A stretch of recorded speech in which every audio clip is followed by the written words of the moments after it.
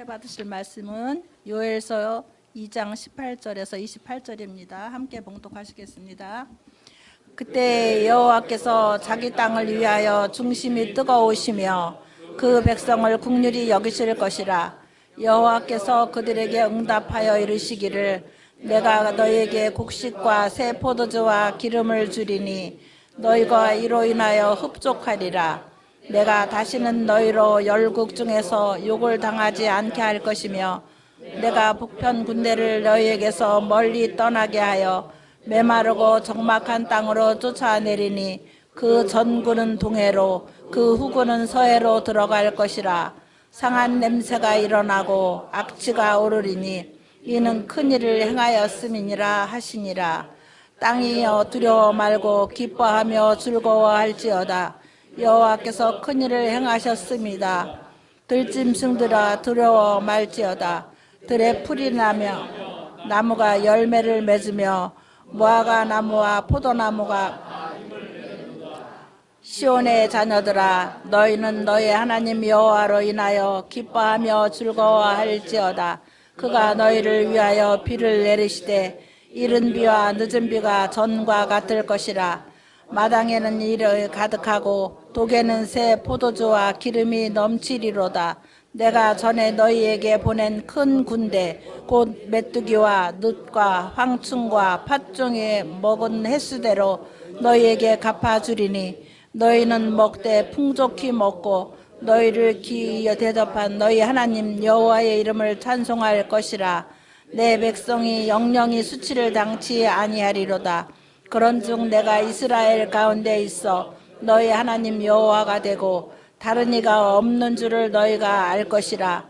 내 백성이 영영이 수치를 당치 아니하리로다. 아멘. 저는 오늘 이 본문 말씀 가지고 하나님께 돌아올 그때에라는 주제를 함께 말씀을 살펴보도록 하겠습니다. 하나님께 돌아올 때 어떤 일이 생기는가? 이 요엘서 오늘 본문 말씀을 좀 이해하기 위해서는 그 배경을 좀 알 필요가 있어요. 여기 요엘서 1장 1절을 보면 여호와께서 부두엘의 아들 요엘에게 이르실 말씀이라 그랬는데, 요엘이라는 사람은 남유다 왕국 기원전 8세기 정도, 지금으로 하면은 어떻게 되겠습니까?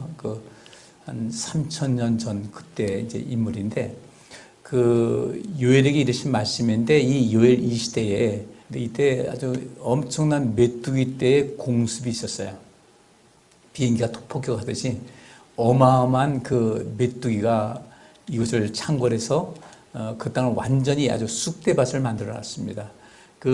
지금도 이제 이 메뚜기 떼가 그 창궐해서 어려움 당하는 때가 해마다 있거든요. 여러 군데서.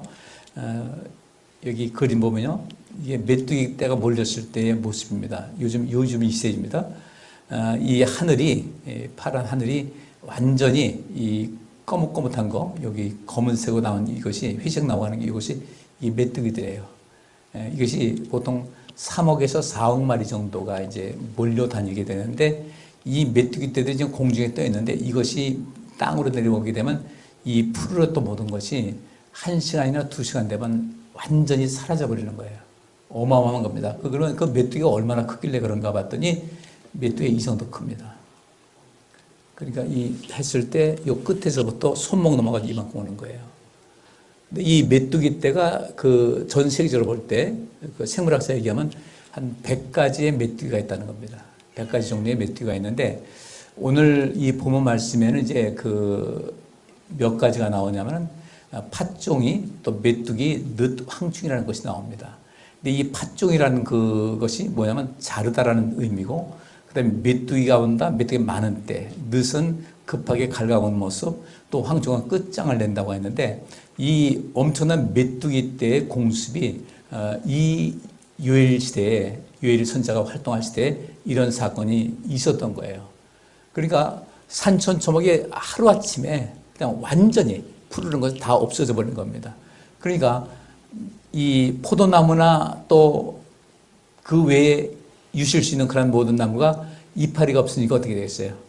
더 이상 과실을 거둘 수가 없는 거죠. 또 이런 곡식을 마찬가지로 모든 거 다 갉아먹으니까 예를 들어 벼가 있다, 또 밀을 키운다고 할 때 그 밀의 그 알구까지 싹 긁어먹는 겁니다. 그러니까 이 전쟁이 임해가지고 불로 다 타버린 것 이상으로 아무것도 기대할 것이 없는 거예요. 그러니까 거둘 것도 없죠. 그리고 그 다음에 또 농사는 그때 바로 시작하는 것이 아니라 또 다음에 시작해야 되는데 그런 모든 것이 기대할 것이 없다. 이 당시 농경 문화가 가장 주된 문화였다는 것은 바꿔 말하면 뭐겠어요? 무엇을 말합니까? 그 당시엔 먹거리가 가장 급한 때였어요. 이 농경 문화가 주된 문화였다는 것은 그만큼 사람들이 먹고 사는 것에 급급해서 그 외에 다른 것에 눈을 돌릴 수 있는 이런 모든 것이 안 된다는 거죠. 그런데 그 농경 문화 그 시대에 메뚜기 떼가 창궐했다? 이건 이런 재앙이 없다는 겁니다. 근데 이런 재앙을 왜 내렸을까? 하나님께서 이 재앙을 내리신 장본인이라는 거예요. 왜 내리셨을까? 그런 재앙이 왜 왔을까? 그러면서 2절 말씀에 늙은 자들아 너희는 이것을 들을지어다 땅의 모든 검이나 너희는 귀를 기울일지어다 그랬습니다. 이 늙은 자라는 것은 지금 말하면 장로를 얘기합니다. 장로라는 것은 원로입니다. 원로. 근데 이 원로의 그런 모든 것이 옛날부터 있었어요.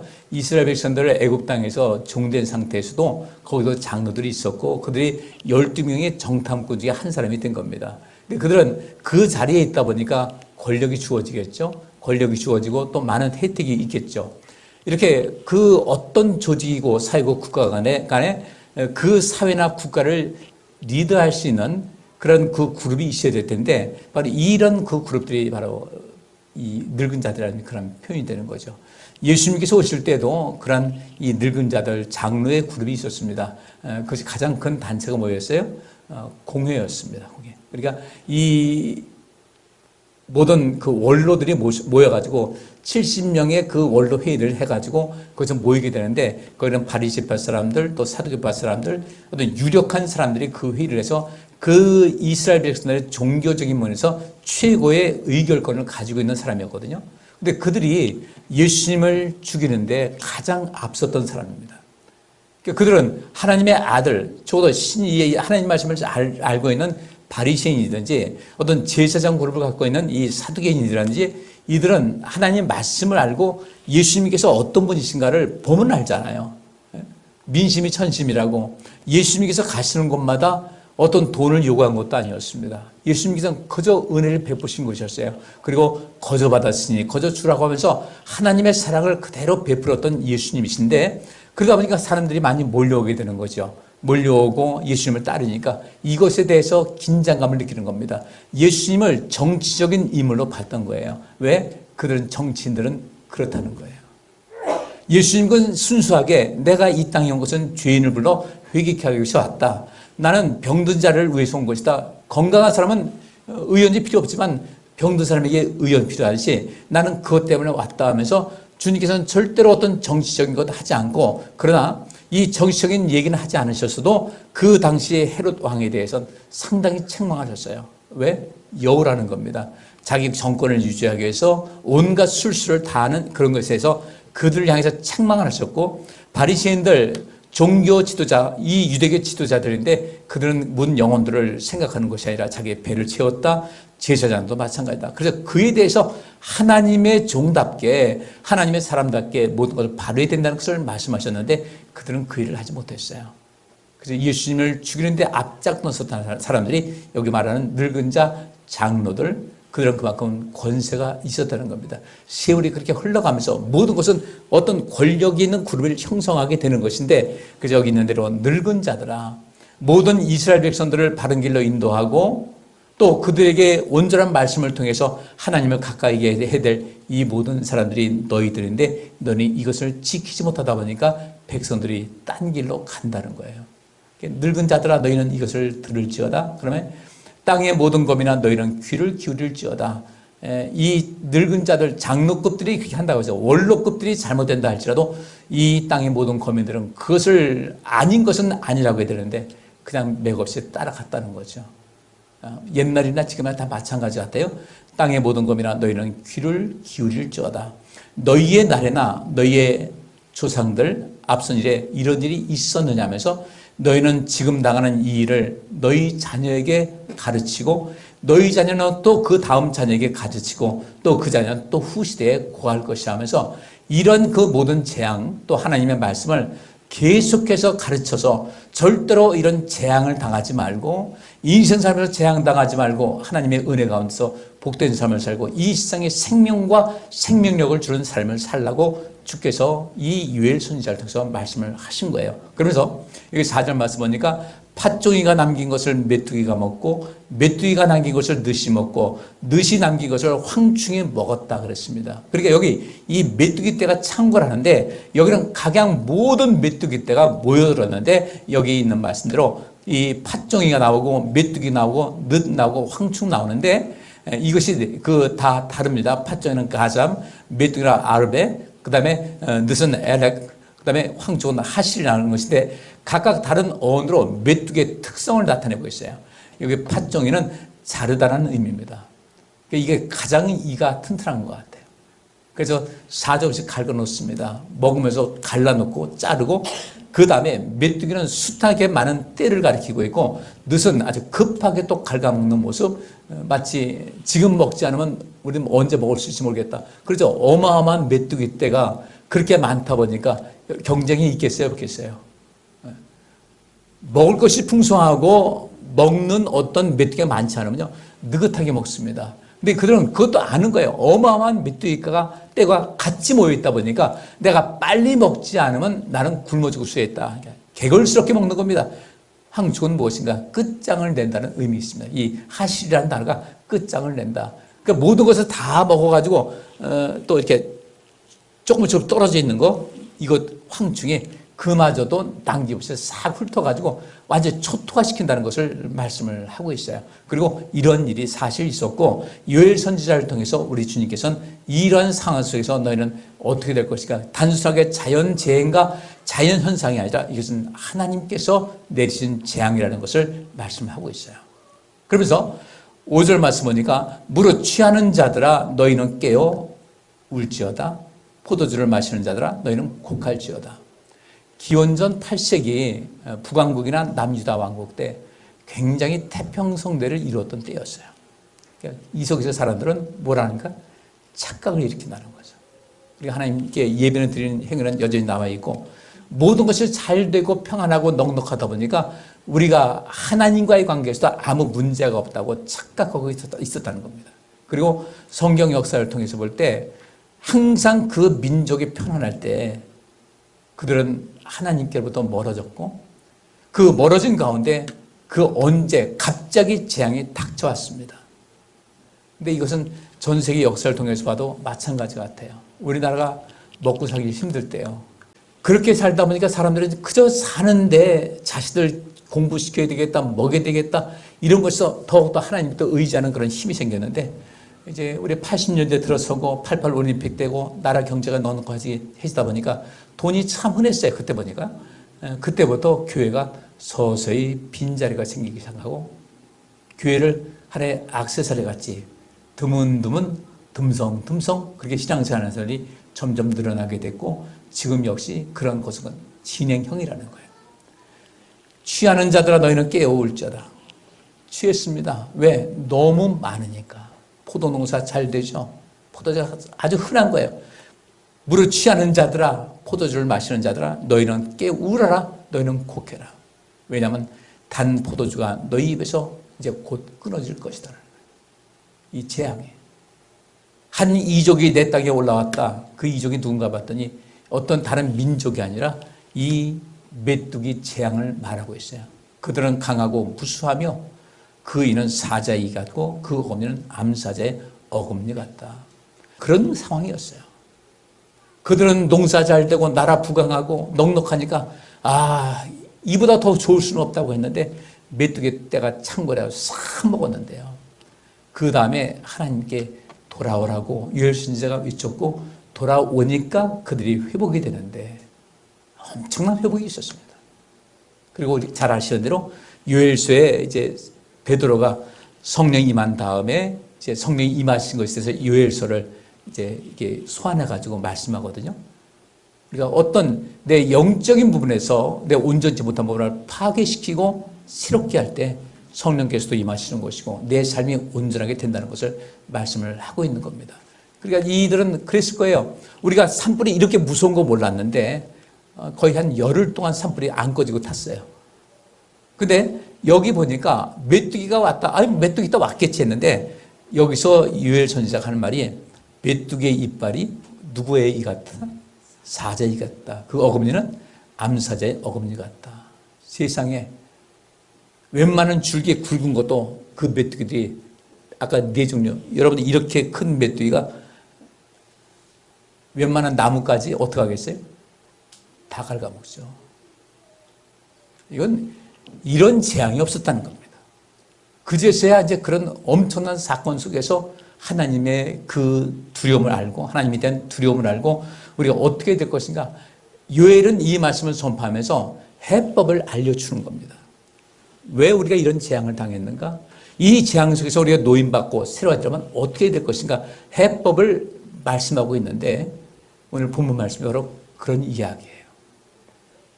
여기 있는 대로 팥종이가 먹고 남은 것은 메뚜기가 다 먹어버리고 메뚜기가 먹다 남은 것은 늦이 먹고 나중에 황충이 와서 아무것도 남김이 없더라. 아주 끝장을 내버린 거예요. 얼마나 놀랐겠어요. 이때 그들은 비로소 하나님 앞에 약함을 드러낸 겁니다. 하나님 어떻게 되겠습니까? 이때 요엘이 나타나가지고 그 하나님의 뜻과 하나님의 그 길을 알려주는 거죠. 그럼 여기서 이런 재앙이 왔을 때 어떤 재앙인가? 여러 군데 성경에도 말씀하고 있는데 예레미야서 15장 1절부터 4절까지 보니까요. 같이 읽습니다. 여호와께서 내게 이르시되 모세와 사무엘이 내 앞에 섰다 할지라도 내 마음은 이 백성을 향할 수 없나니 그들을 내 앞에서 쫓아내치라.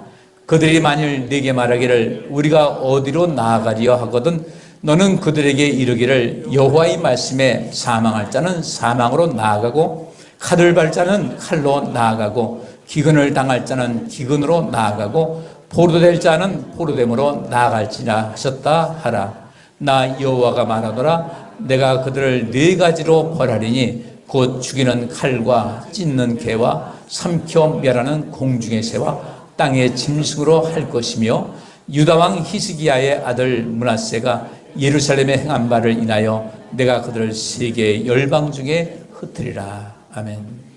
히스기야가 이 영적 개혁 운동을 아주 강하게 했습니다. 영적 드라이브를 강하게 걸어서 많은 백성들이 주 앞에 돌아왔는데 그 아들 므낫세가 아주 형편없는 왕이었어요. 뭐 선지자들 죽이는 건 뭐 이유도 아니고 형편없는 일을 행했습니다. 그러니까 하나님께서 어떻게 하셨어요? 그 백성들을 위해서 여전히 그 백성들은 하나님의 제사장으로서 세상에 나가야 될 사람이거든요. 우리 하나님 믿는 백성들이 우리가 하나님 앞에 온전히 서게 되면 모든 것이 풍성하지만 그렇지 않을 때는 아마 이 세상 사람들보다 더 많은 재앙과 어려움이 올 거예요. 왜 그런지 아시겠습니까? 우리에겐 사명이 있거든요. 이스라엘 백성들을 하나님의 이 제사장으로 삼으신 것 같이 하나님께서 우리를 제사장 삼으셨는데 우리가 그 제사장 역할을 감당하지 못하고 하나님과 백성들 사이 속에서 온전히 하나님을 이루지 못하고 오직 내 생활에만 나에만 집착해 있다 보면 우리는 그 사명을 잃어버리는 것이 되고 그래서 우리 삶 속에 어려움이 오게 되는 겁니다. 그러나 그 반면에 우리가 주의 뜻을 따라 인생을 행하게 되면 우리는 모든 것을 하나님께서 보장해 주신 그 길을 가는 거예요. 우리는 온 세계를 바라보셔야 됩니다. 할렐루야. 우리나라만 아니라 온 세계를 바라볼 수 있어야 돼요. 그게 그리스도인의 삶이에요. 땅끝까지라는 그런 것은 어느 한 군데에 소외된 지역이 없이 땅끝이라는 것은 내 가까운 이웃도 될 수가 있습니다. 내 가족이 될 수도 있습니다. 내 지구 반대편에 있는 사람들과 마찬가지입니다. 땅끝까지 인생 삶에서 끄트머리에서 저 구석에서 헤매고 있고 생명력을 잃고 있는 이런 사람들에게 그리스도의 증인다라는 것은 무엇이겠어요? 말로만 증인하는 거 아니었어요. 그들에게 하나님의 살아계심을 직접 전해줄 수 있어야 되고 우리가 그리스도, 작은 그리스도가 돼서 그들에게 하나님 말씀과 사랑을 베풀 수 있어야 되는 것이거든요. 그래서 하나님 사랑하는 것과 이웃 사랑을 실천해서 그들에게 하나님을 알게 하는 것이 우리의 사명인데 기독교인들이 너무도 이기적인 집단이 되어버렸다는 거예요. 교회마다 경쟁이 심각합니다. 큰 교회 시험입니다. 다 크다고 하지만 과연 주님께서 그것을 원하실까? 다윗이 성전을 세우겠다고 할 때 이렇게 말씀하십니다. 이 땅덩어리가 내 발판도 안 된다 그러셨어요. 근데 나를 위해서 무슨 나의 집을 세운다고 하느냐. 우리 이런 그 모든 상황 속에서 우리가 어떻게 해야 될 것인가? 여기 특별히 하나님께서 이 이스라엘 백성들, 므낫세가 나라를 어지럽게 놓고 므낫세 혼자 하는 것은 아니거든요. 또 누가 뒤따르겠습니까? 수없이 많은 딸랑이들이 있을 거 아니겠어요. 아방이 죽기 전에 미가야라는 선지자가 있었습니다. 많은 선지자 있었고 미가야 있었는데 미가야 이 한 사람만 왕에게 바른 말을 했어요. 당신 그렇게 하면 죽습니다. 길르앗 라몬 내가 치료한다. 그러니까 모든 예언자들이, 선지자들이 당신이 그 뜻을 하나님께서 들으시고 이루실 것입니다. 당신은 승리하고서 돌아오소서 하니까 미가야가 뭐라고 합니까? 글쎄 살아나올까? 이렇게 한 거예요. 죽었어요. 하나님의 뜻이 어디 있는지 알아셔야 돼요. 하나님께서 여기도 몇 가지 나오는데 성경 곳곳에 하나님께서 심판하시는 방법이 4가지가 있습니다. 첫 번째 보겠어요? 전쟁이고, 그 다음에 기근이고, 그 다음에 전염병이고, 그 다음에 짐승들이라는 거예요. 그 짐승은 육식 동물 그 짐승일 수도 있지만 요한계시록에 본 땅에서 바다에서 올라온 짐승과 땅 위에서 나온 짐승이 있어요. 이 짐승은 누굽니까? 사단의 지위를 받고 있고 사단의 모든 것을 뜻을 따라가지고 추종하는 그런 자입니다. 이 세상 어디든 하나 되기를 반대하고 믿지 않는 세상과 마찬가지예요. 하나 되기를 원치 않고 자기들의 이 이익을 챙기는 사람들은 예외 없이 누구의 지도를 받는다? 누구의 부하다? 네? 사단의 부하예요. 그래서 성경에서 하나됨을 위해서 힘쓰라고 하잖아요. 주님께서. 우리가 이 세상을 보고 그렇게 바르게 볼 수 있어야 돼요. 이 당시에도 하나님께서 이렇게 심판하시는 겁니다. 하나님은 은혜로우신 분인데 우리 하나님 믿는 백성들이 너무나 하나님의 은혜만 생각하는 거예요. 하나님의 은혜만 생각하다 보니까 우리 흔한 말로 할아버지가 손주를 이쁘다 하니까 할아버지 상투를 뒤흔드는 것 같이 하나님 위에 서가지고 하나님을 마음대로 하는 겁니다. 우리 하나님 앞에 정말 예의를 지켜야 돼요. 이 세상 사람들이 그렇게 이 요엘서 당시가 이 말씀을 기록할 당시에 이 유다 백성들은 왜 하나님께로부터 이런 징계를 받을 수밖에 없었을까? 편안한 거예요. 그리고 모든 사람들이 편안하다 보니까 돈에 중독이 돼버렸어요. 물질에 중독이 돼가지고. 우리가 여기서 피하고 살아야 돼요. 근데 믿으면 구원받는다고 하니까 믿으면이라는 것이 교회에 나오는 것이 믿음으로 착각하고 있는 거예요. 주여 주여 하는 자마다 다 구원받을 것이 아니라고 말씀하셨어요. 교회에 나와서 예배 드린다고 난 구원받았겠지. 천만의 말씀입니다. 행함이 없는 믿음은 죽은 믿음이라는 거예요. 우리가 하나님께 드릴 시간이 있지 않습니까? 주일도 그렇고 수요일도 그렇고 금요일도 그렇고 정말 소중한 시간 하나님께 남겨주고 딴 일 열심히 하세요. 열심히 하실 때 이 시간 주님의 시간이다 했으면 주님의 날이고 주님의 시간이면 그날 드리세요. 바쁘다고 하지 마시고 돈에 노예되지 마시고 돈 번다고 우리가 하나님 멀리하지 마시고 하나님 먼저 가까이 하셔서 여러분 인생 푸른 초장이 되시기를 주의 이름으로 축복합니다. 그렇지 않으면 이 황폐하게 되는 거예요. 하나님의 사랑이 크신 만큼 하나님께서 한번 서운하시면요 기다리시거든요. 돌이키지 않는다 할 때 우리는 그것을 감당할 방법이 없어요. 여기 이제 18절 보니까 그때에 재앙이 왔어요. 재앙이 왔는데 하나님께서 이제 이들에게 유해를 통해서 말씀하십니다. 너희가 내게 돌아오면 다시 회복시켜 주겠다는 말씀을 하는 게 이거 오늘 본문 말씀인데 그 앞에 오늘 본문 말씀 앞에 11절부터 14절에 이런 말씀이 있어요. 같이 읽습니다. 여호와께서 군대 앞에서 소리를 발하시고 그 지는 심히 크고 그 명령을 행하는 자는 강하니 여호와의 날이 크고 심히 두렵도다. 당할 자가 누구이랴. 여호와의 말씀에 너희는 이제라도 금식하며 울며 애통하고 마음을 다하여 내게로 돌아오라 하셨나니 너희는 옷을 찢지 말고 마음을 찢고 너희 하나님 여호와께로 돌아올지어다. 그는 은혜로우시며 자비로우시며 노하기를 더디하시며 인애가 크시사 뜻을 돌이켜 재앙을 내리지 아니하시나니 주께서 혹시 마음과 뜻을 돌이키시고 그 뒤에 복을 끼치사 너희 하나님 여호와께 소제와 전제를 드리게 하지 아니하시는지 누가 알겠느냐. 이 말씀이 이제 완전히 초토화됐잖아요. 완전 아무것도 없었어요. 그런데 주님께서 혹시 마음과 뜻을 돌이키시고, 그리고 하나님께서 마음과 뜻을 돌이키시게 하는 방법이 뭐겠어요? 여기 있는 대로 이제라도 금식하며 울며 애통하고 마음을 다하여 내게로 돌아오라. 하나님께로 돌아오게 되면 하나님께서 어떻게 하신다는 거예요? 우리가 돌이켜서 하나님께 돌아가게 되면 하나님께서도 마음과 뜻을 돌이키셔서 우리에게 복을 주시고 어떻게 할 것이다. 소제와 전제를 드리게 하지 않으시는지 누가 알겠느냐. 지금 이 유다 백성들에게 뭐가 없어진 거예요? 곡식과 과일과 이런 식물이죠. 근데 이 소제는 뭘로 드리는 제사예요? 곡식으로 드리는 거예요. 거둘 것이 아무것도 없었는데 다시금 여호와께 소제와 전제를 풍성하게 모든 곡식을 주셔서 그 제사를 드리시게 하지 않겠느냐 이거예요. 보장을 주시는 거예요.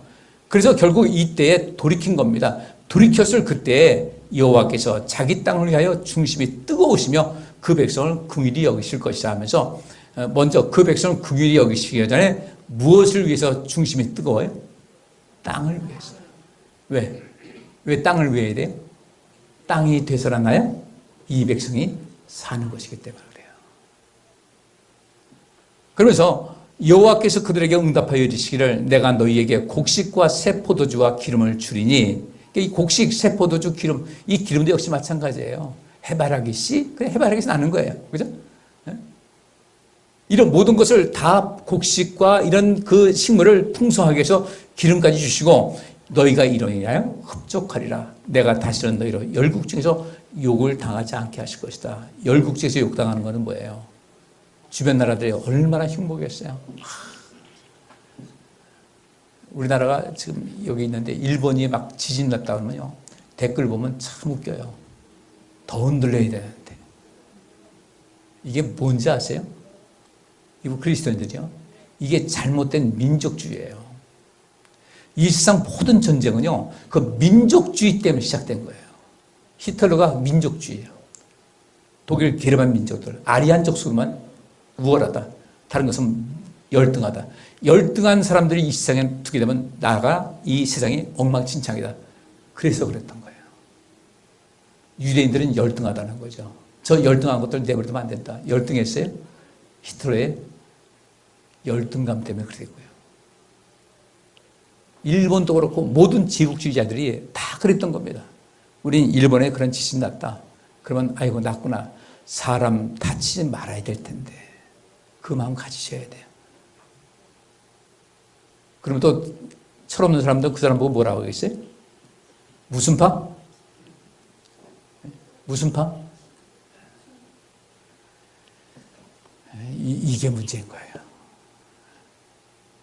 악을 행하는 것 아니고 하나님께서 판단하실 것은 하나님께서 하시는 것이고요. 지금 얼마나 이 세상이 많습니까? 저 미얀마에서 지진 났는데 그 피해가 어마어마한 거예요. 주변 나라들까지. 우리라고 안전할 것 같아요. 일본이 이 모든 지각 구조가 그래서 일본이 많이 문제가 있다.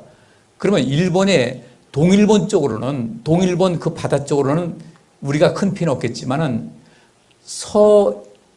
일본 서해 그 일본 서해 쪽은 우리나라는 뭐예요? 동해잖아요. 일본 거기 나가면요 우리 동해 쓰나미 안 오겠어요?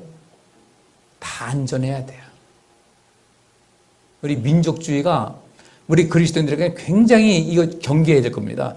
땅끝까지로 내 복음이 내 그리스도의 증인되라고 했으면 우리 민족주의 넘어서 전부 다 하나님의 백성들이에요. 하나님께 악을 행하는 사람들을 하나님께서 처리할 것이고 그 외의 사람들 우리가 많이 기도하셔야 돼요. 근데 이것이 아주 요원할 것 같아요. 왜냐하면 우리나라 사람들 지금 진영만 달라도 이런 원수가 없어요. 아주 목사님들 모이면 얼마나 조심한지 몰라요. 탐색을 합니다. 저 사람이 어디 사람일까? 아휴, 난 참 이게 도대체 왜 그래? 왜 이래야 되는지. 그게 다 편가름해서 그래요. 친일파다, 반일파다, 뭐 친미파다, 반미파다. 일본이 없어봐요. 우리 힘들어요. 미국 없어봐요. 힘들어요. 어차피 중국도 공산주의 사회지만 우리가 필요해서 함께 갈 수밖에 없는 그런 것이 우리 모습이에요. 우리를 가장 곤란스럽게 만든 것이 바로 그건데, 유대인들의 민족주의 성향이 굉장히 강했잖아요. 근데 예수님께서 유대인들의 민족주의를 깨버리신 거예요. 너희는 세상 끝까지 내 증인 되어야 된다. 나는 세상 끝까지 간다는 거죠. 여기 있는 말씀대로 우리 주님께서는 열국 중에 욕을 당하지 않게 할 것이다. 주변 나라 사람들에게 손가락질 받지 말아야 되고, 우리나라도 더 이상 손가락질 당하지 않게 해야 돼요. 여권 떡 내밀었는데, 입국심사가 여권 내밀었는데 얼굴 보더니 대한민국 그 사람들이 공무원이니까 그런 얘기 안 하겠지만은 그 나라가 무슨 일이 있던 거야? 당신네 나라에 무슨 일이 있는 거야? 하면 뭐라고 할 거예요? 난 부끄러워 죽겠어. 이 나라가. 그러면서 주님께서 회복을 말씀하시는데, 주님께 돌아오게 되면 회복해 준다는 거예요. 근데 아주 재밌게 말씀하고 있어요. 회복을 어떻게 하는가 봤더니 제일 처음에 땅이여 두려워 말고 기뻐하며 즐거워할지어다. 아주 시적이에요. 지금 땅에서 나는 모든 것이 다 죽어 없어졌잖아요. 그때 이때 주님께서 회복시키는데 땅이 무언자가 있어요. 땅은 말도 못하는 거예요. 근데 땅아 두려워 말고 기뻐하며 즐거워해라. 너희 땅에서 여호와께서 큰 일을 행하셔서 계속해서 엄청나게 모든 것이 다 자라나게 될 것이다. 두 번째, 그러면 땅에서 이런 모든 풀이 다 없어져 버렸어요. 제일 먼저 타격받는 것이 누구였어요? 온 땅의 모든 것이 다 나무 이파리고 다 없어졌어요. 그러면 제일 먼저 고통당하는 것이 뭐겠어요? 초식동물이에요. 고라니가 먹을 것이 없어. 땅 파고 다니겠죠. 뭐 뿌리 먹으려고. 그러니까 이 초식동물이 전부 다 이제 또 새롭게 살 곳에서 떠나지 않겠습니까? 그러면 누가 또 힘든 거예요? 육식동물이 또 잡아먹을 것이 없어. 하나님께서 땅부터 회복시키십니다. 그러면서 두 번째로 땅을 회복하니까 이제 들짐승들이, 초식동물도 이제 뭐라고 하냐면 너희들 두려워하지 말아라. 들의 풀이 싹이 나며 나무가 열매를 맺으며 무화과 나무와 포도나무가 다 힘을 낼 테니까 너희도 살 것이다 라고 하시면서 그 다음에 뭐라고 하시냐면요, 23절 시온의 자녀들아 너희는 너희 하나님 여호와로 인하여 기뻐하며 즐거워할지어다 이렇게 합니다. 땅에게 말씀하시고 또 초목들 나무들 말씀하시고 그 다음에 또 짐승들 말씀하시고 그 다음에 마지막 최상위권에 있는 그 자녀들에게 너희는 너희 하나님 여호와로 인하여 기뻐하며 즐거워할지어다. 그가 너희를 위하여 비를 내리시되 이른 비와 늦은 비가 전과 같을 것이라. 아마 우리 화재난 것에 다시 회복하려면 어려움이 있겠지만은 또 좋은 나무들 많이 심겠죠. 이제 소나무보다는 경제적인 나무 심고 해가지고 살림 이제 사업을 새롭게 할 필요가 있어요. 그리고 거기도 다 낙엽 타버렸으니까 타버린 것이 재가 돼서 또 비료가 될 것이고 새싹이 금년 한 해도 또 엄청나게 자랄 겁니다. 식물은 참 잘 자라요. 하나님께서 이렇게 회복시켜 주는 거예요. 내가 너희를 위해서 비를 내리되 이른 비와 늦은 비, 봄비와 가을비를 전과 같이 내려줄 것이다. 그래서 너희 마당에는 밀이 가득하고 독에는 새 포도주와 기름이 넘치리라. 너희 전에 너희에게 보낸 큰 군대 곧 메뚜기와 늑과 황충과 팥종에 먹은 횟수대로 너희에게 다 갚아줘서 너희는 먹되 풍족하게 먹고 너희를 기히 대접한 너희 하나님 여호와의 이름을 찬송할 것이다. 내 백성이 영영이 수치를 당치 아니할 것이다. 어떻게 하면? 하나님께 돌아가면이에요. 여러분 얼굴이 하나님을 향해 시기를 주의 이름으로 축복합니다. 주님을 향한 열정이 식어졌던 것은 다시 회복할 수 있기를 원합니다. 주님께 한 걸음이라도 더 가까이 갈 수 있는 그런 마음을 가지게 된다면 여기 있는 말씀대로 내 백성이 영영의 수치를 당치 아니할 것이다 이렇게 말씀하고 있고, 그 다음에 이어서 하는 말씀이 여기 여러분 잘 아시는 대로 요엘서 2장 28절부터 32절, 그 후에 내가 내 신을 만민에게 부어주리니 너희 자녀들이 장래일을 말할 것이며 너희 늙은이는 꿈을 꾸며 너희 젊은이는 이상을 볼 것이며 그때 내가 또 내 신으로 남종과 여종에게 부어줄 것이며 내가 이적을 하늘과 땅에 베풀리니 곧 피와 불과 연기 기둥이라. 아멘. 그렇게 이스라엘 백성을 회복하게 되면 물질적인 모든 삶 속에 다 내려주고, 그 다음에 이들이 하나님 앞에 하나님의 제사장으로서의 모든 역할을 감당할 수 있도록 내 신을 만민에게 부어줄 것이다 말씀하셨어요. 근데 베드로는 이제 성령이 임했잖아요. 임했을 때 이 말씀을 가지고 또 설교를 했거든요. 그럼 베드로가 본 그 관점은 무엇이겠습니까? 우리 민족이 바벨론에서 완전히 초토화가 됐다. 다 망했다. 그러나 우리를 회복시키기 위해서 우리 예수님께서 이 땅에 오셨고 우리가 많은 것을 가르쳐 주셨고 구원의 길을 보여주셨는데, 우리가 이 길을 따라가서 돌아오게 되면은 그 예수님께서 모든 걸 회복시키셨다는 거죠. 그리고 이제 그분의 말씀 따라 살고 그것을 위해서 우리가 열심히 하게 되면 그 일을 하라고 우리에게 성령 주셨는데, 이 성령 받아서 어떻게 될 것인가? 이제는 우리 땅만 사는 것이 아니라 우리나라만 회복하는 것이 아니라 어디를 살리자? 세상을 살리자 했던 거예요. 성령이 말하실 것이, 요엘서에 있었던 재앙과 회복과 성령을 말씀하실 것은 바로 예수님께서 이 땅에 오셨고 성령께서 임하신 모든 그 과정, 나라가 망했고 예수님께서 오셔서 회복의 길을 열어주셨고, 그 다음에 성령이 임하니까 어떻게 돼요? 그들이 회복하고 회개하니까 성령이 임했고 세상 끝까지 하나님의 복음이 전파가 된 거예요. 우리 그 역할을 감당하셔야 될 줄 믿습니다. 그 일을 감당하기 위해서 우리가 주님을 향해서 얼굴을 돌리자는 거예요. 우리가 예수 믿는 것은요, 내 생명 때문에 하는 거예요. 열심히 주님 섬기시기를 주의 이름으로 축복합니다. 근데 이렇게 모든 신을 보실 때 반대로 내가 이적을 하늘과 땅에 베풀리니 곧 피와 불과 연기 기둥이다. 그것을 따르지 않게 될 때는 무엇이 임할 것이다? 피와 불과 연기 기둥으로 그를 심판을 받을 것이라는 거예요. 그러니까 여호와의 크고 두려운 날이 이르기 전에 해가 어두워지고 달이 빛빛같이 변하리지만 누구든지 여호와의 이름을 부르는 자는 구원을 얻을 것이다. 주님을 향해서 늘 주님의 이름을 부르시고 주님과 동행하는 삶을 사시기를 주의 이름으로 축복합니다. 기도합니다. 하나님 감사합니다. 저희들 주 앞에 부르심을 감사합니다. 우리를 부르신 주님의 은혜 감사해서 주님을 늘 가까이 할 수 있도록 도와주시고 하나님께 날마다 돌이키고 돌아가는 아름다운 인생 속에서 성령 부흥받고 우리가 복되고 온 세상에 복주는 삶을 살아가게 하여 주옵소서. 예수 그리스도 이름으로 기도하옵나이다. 아멘.